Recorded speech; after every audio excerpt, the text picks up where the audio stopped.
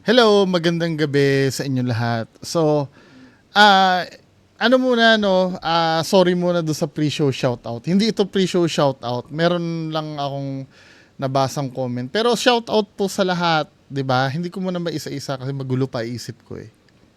Sorry no. Siguro siguro Wednesday or ano kasi pupunta pa kami burol ni Sir Lance eh.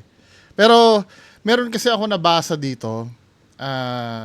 I appreciate ito no, itong comment. 'Di ba kagabi na topic natin si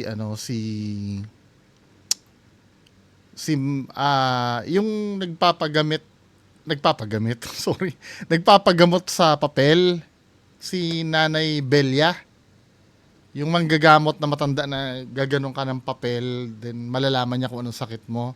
To be fair naman, meron namang nag-comment sa atin ito no. Si Sir Clarky Bautista.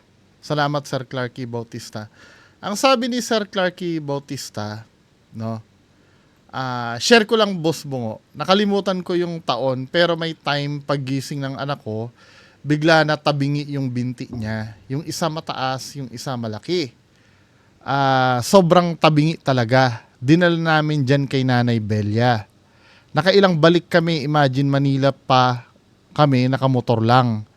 Pang tatlo na balik, diniretso ko na sa orthopedic hospital, x-ray, MRI normal. Kinabukasan okay na. Promise boss gumaling, tsaka si Nanay Belia boss, hindi naniningil kung magkano lang ihuhulog mo dun sa box. Okay na. Magaling din magtawas. Bata pa ako, naniniwala ako sa hilot, tawas, etc. Wala namang masama kung susubukan mo eh. Legit yan. Ang ganda ng langis niyan. Ililista mo buong name mo. Try mo din magpunta para malaman mo experience. So, I appreciate no. Salamat. So, may nagpapatotoo kay Nanay Belia. Pero sinagot ko to eh. Ito naman yung tanong, sir. 'Di ba? Paano mo nasabi na si Nanay Belia yung nakapagpagaling? Nung time ba na yung anak mo, di ba sinasabi mo tabingi, no? Paano mo nasabing tabingi? Hindi pantay ang paa. Parang, hindi ako namimiloso po ha. Gusto lang natin malinaw. Nasukat nyo ba? Or tabingi lang siyang maglakad? Paano nyo nasabing mas mataas yung isa, yung isa naman maikli? Ano yung sinukat nyo? I mean, pinagpantay nyo. Siguro pinagpantay nyo pa. Kasi nangyayari sa ano yan eh. Sa pagka-client ng chiropractor. Ganyan din yung ano nila eh. Wait lang ha. Maghanap nga tayo ng video nung sa chiropractor. Wait lang ha. Kung makakita ako. Kasi kadalasan nakikita ko yan eh.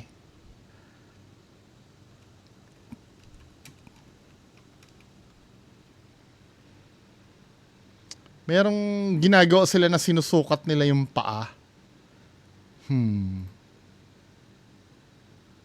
Sana ba yan? Wait lang ha, titingnan ko lang to. Kasi merong ano eh. Yung sinusukat yung likod. Okay, so we're gonna adjust in the mid-back first, okay? Wala no, hindi ko makita kasi masyadong marami video eh. Sinusukat nila yung paa na maikli. Pero in reality, ano yun, psychological yun. Sometimes nga 'di ba pag nakukulam ka daw mas malaki yung isang daliri mo. Pero hindi mo napapansin minsan. Psychological lang na dahil gusto mong malaman na nakukulam ka, lalaki yung isa. Di ba? Ipagpapantay mo. Di ba? May mga ganyan. Now, ayoko naman sabihin na psychological yung paglaki. Gusto kong malaman ano yung reason bakit nyo nasabi na mataas yung isa. Ano yung base lang sa paglakad niya? Or sinukat nyo talaga? Kung sinukat nyo naman at kayo ang nagsabi, dapat kasi may proper diagnosis eh. Dapat ang nangyari, bago nyo Ako ha, sinasabi ko yung objective.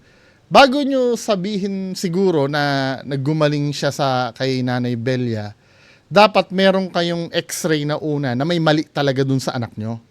Sinasabi dun sa x-ray na may fracture yung bata or ano,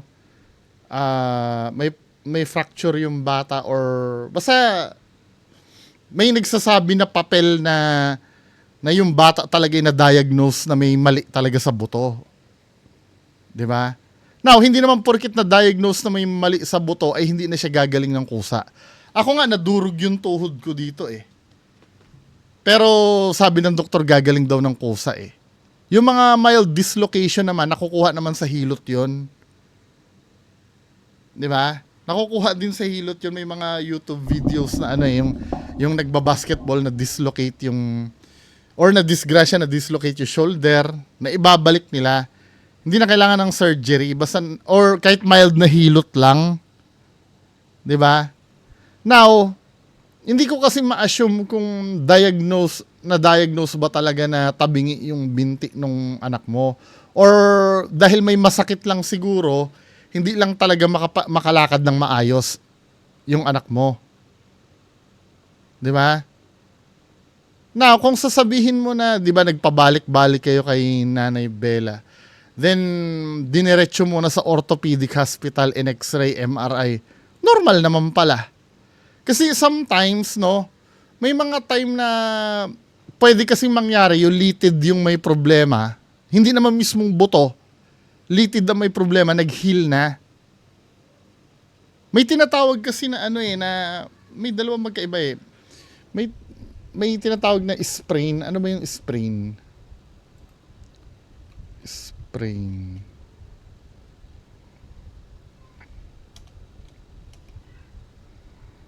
Sprain. Ano yung tawag doon sa isa?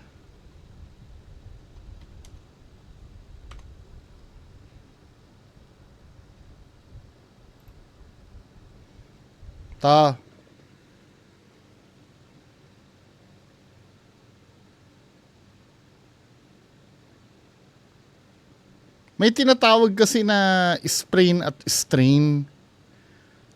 When you say sprain, injury to a ligament, which are fibrous tissues that are connected to bones and other joint, while a strain is an injury to the muscle or tendon. Ang sprain kasi, sometimes yan, yung ligament yan na na-stretch eh. Ang strain naman, may punit talaga. Yun ang turo sa amin pero I don't know kung tama ba yung turo sa amin ng dati. 'Di ba? Injury, ibig sabihin na stretch lang yung sprain. Ano ba ang sa Tagalog ng sprain? Sprain Tagalog.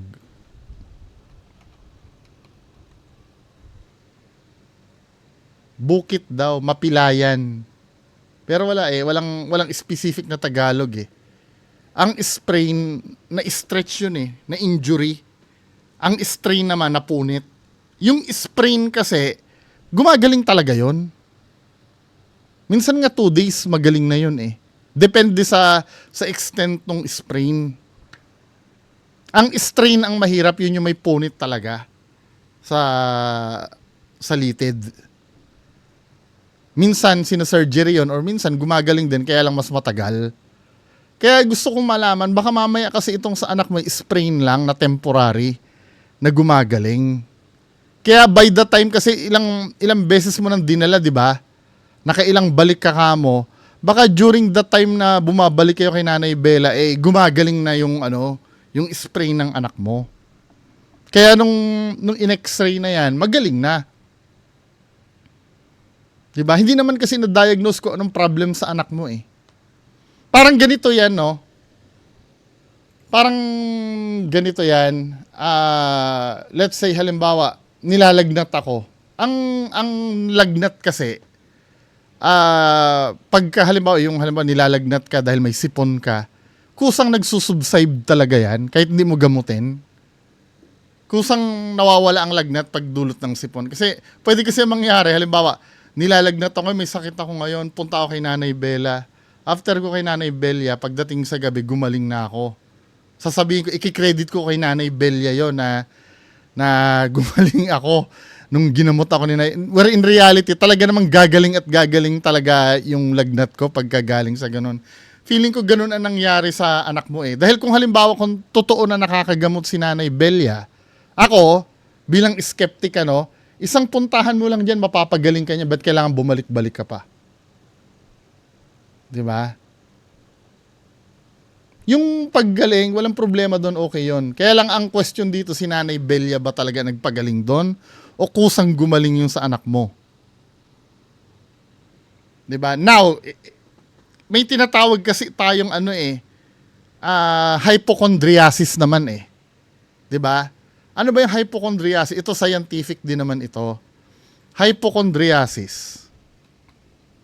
Pwede din kasing ganito ang mangyari. Hindi sa anak mo sa ibang tao naman, hypochondriasis. Kapag sinabi mong hypochondriasis, psychological ito na feeling mo may seryoso kang sakit. Ayan fear that they have serious medical condition. Halimbawa, nararamdaman mo laging masakit ang ulo mo. 'Di ba? Hindi. Paano ba ang pwede mong diyan? Ayan Basta marami kang takot na takot ka sa isang bagay. Ito nga 25th doctor na yung binibisita niya, ayaw niya pang maniwala eh. Sometimes ganito let's say may nararamdaman kang sakit sa tagiliran mo. 'Di ba? Pag may hypochondriasis ka, iniisip mo may sakit ka sa atay. Grabe na yung sakit mo sa atay kasi nararamdaman mo sobrang sakit, etc. Nagpakonsulta ka sa doktor. Tinest ka ng doktor, wala naman nakikita talaga ang doktor sa'yo. Wala naman talaga, wala ka naman sakit. Psychological mo lang na may sakit ka talaga dahil iniisip mo. Kadalasan yan nangyayari yan, halimbawa, let's say ang nanay mo, wag naman nanay mo, knock on wood. Ako, tatay ko, namatay ng tatay ko. Tatay ko kasi, namatay sa diabetes. May sakit kasi ang tatay ko sa diabetes eh. Now, ako, nakaramdam ako ng pagkasakit ng likod. 'Di ba? Dahil ang tatay ko namatay sa diabetes, ang komplikasyon kasi nun kidney. Iisipin ko ngayon, dahil nasa isip ko na yung tatay ko, yung nangyari sa tatay ko, sumakit ang likod ko, inisip ko na kidney yung problem ko. Sasabihin ko na sa mga tao, may sakit ako sa kidney. Kahit nung nagpa-doktor ako, tinesting naman yung kidney ko, okay naman, wala namang problema. Pero dahil sumasakit yung likod ko, 'di ba? Sa feeling ko, may sakit ako sa kidney, yun na hypochondriasis. Yung iniisip mo may sakit ka kahit wala naman. Pwede 'yon. Tapos biglang pupunta ka kay, let's say kay Nanay Belia, magpapagamot ka. Biglang nawala yung sakit mo. Psychological na naman 'yon. 'Di ba? Tapos nagpa-check up ka na uli, bigla na lang naging tama na yung doktor sa'yo. Nung pagdating mo, ay, galing talaga ni Nanay Belia. Pwede kasing hypochondriasis eh. Maraming factor. Pero dito sa kaso mo, sir, ina-assume ko lang to, hindi ka pa naman sumasagot dun sa dun sa reply ko. Ina-assume ko kasi na baka yung anak mo kusang gumaling talaga yung injury niya. Kung meron man siyang injury. 'Di ba? Nung time na kasi nakita kong clue dito, nakailang balik ka na pala kay Nanay Belia eh. Kasi kung yan ay spiritual na manggagamot or totoong nakakagamot yan, isang punta mo lang dyan. Wala ka naman nabasa sa Bible kay Jesus Christ, may follow-up pa na check-up eh. Nung pinagaling niya yung bulag, di ba? Hindi naman nag-follow-up check-up yung kay Jesus Christ eh.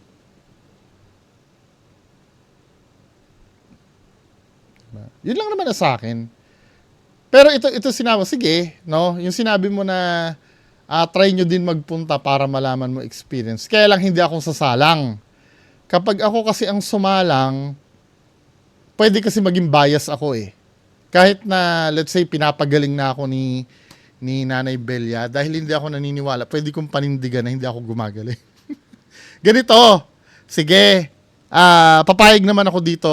Kung meron sa inyong malapit sa San Jose del Monte, Bulacan, na may record na dati, 'di ba? Let's say halimbawa, nagpa-check up ka, no? Meron kang kidney stone. May kidney stone ka, na-diagnose ka. Kaya lang hindi ka magpapa-opera. Punta tayo ngayon kay kay Nanay Belia. Pagamot ka kay Nanay Belia. Ngayon, tanungin natin si Nanay Belia, hanggang kailan po kaya gagaling yan? Bibigyan naman tayo ng timeline yan eh. Pagka mga 2 linggo siguro, babalikan kita ng 2 linggo, papa-check up ka uli. Pag nandun pa uli yung kidney stone, invalid si Nanay Belia. I'm so sorry ha, hindi naman ganun kalaki ang kinikita sa YouTube ko eh. Pero kung kumikita ako ng malaki sa YouTube, ako magpapa-check up. Meron bang willing umano sa inyo nun? Gumawa nun? Kahit ako na yung magdo-donate kay Nanay Belia doon, kahit magkano lang naman, kahit magbigay akong 50 pesos doon siguro, okay na eh. Basta pagamot ka kay Nanay Belia. 'Di ba? Or halimbawa, merong diabetic ka na may sugat yung paa mo, sige, pagamot tayo kay Nanay Belia. Tapos ipapollow up kita kung gumaling ka ba after ng gamutan. 'Di ba? Sige, okay lang, i-document natin. Why not? Kung totoo, 'di ba? Wala namang problema kung totoo yung nangyayari. Mas maganda, at least matuturo natin. Kaya lang, ito yung catch kay Nanay Belia. Nung napanood kasi natin to, ito yung sabi ni Nanay Belia eh, na ito rin, hindi ko rin naiintindihan. Tamo ha? Lalo na sa mga medyo mahihirap na karamdaman. Paglilinaw ni Nanay Belia, oras na malaman niyang malubha ang sakit ng lumalapit sa kanya, Minsan merong mga cancer, sakit sa bato, pinadudoktor ko po yun. Di wala din, 'di ba? May handa na siyang palusot eh. Na hindi ko naiintindihan, ang Diyos kasi, let's say halimbawa galing sa Diyos yung power niyang magpagaling siya, no? Granting, no? Walang pinipili yun, kahit cancer pa yun eh. Kahit AIDS pa yun, kayang gamutin ng Diyos yun eh. Kung talagang galing sa Diyos ang power. 'Di ba? Yun, medyo red flag sa akin yun, yung sinabi niya na yun, na pagkatamo. Minsan merong mga cancer, sakit sa bato, pinadudoktor ko po yun. 'Di ba? Ano pang use ng power mo kung padodoktorin mo rin naman pala yung mga hindi gumagaling? Wala din. 'Di ba? Yun lang naman. You know, sige, open ako, no, kung sinong gustong may magpagamot diyan kay Nanay Belia, sasama kami. Para i-document yung buhay pa ba to si Nanay Belia? Nandun pa rin ba? Sige, walang problema. Sasama kami, i-document na. Granting na kayo ay may previous kayong diagnosis ng doktor ha. Yung katulad na nandito, meron siyang heart enlargement. After nun, gamutin kayo, pa-check up ulit tayo siguro mga after 1 week. Sige, kung kakayanin ko na magpa-x-ray uli.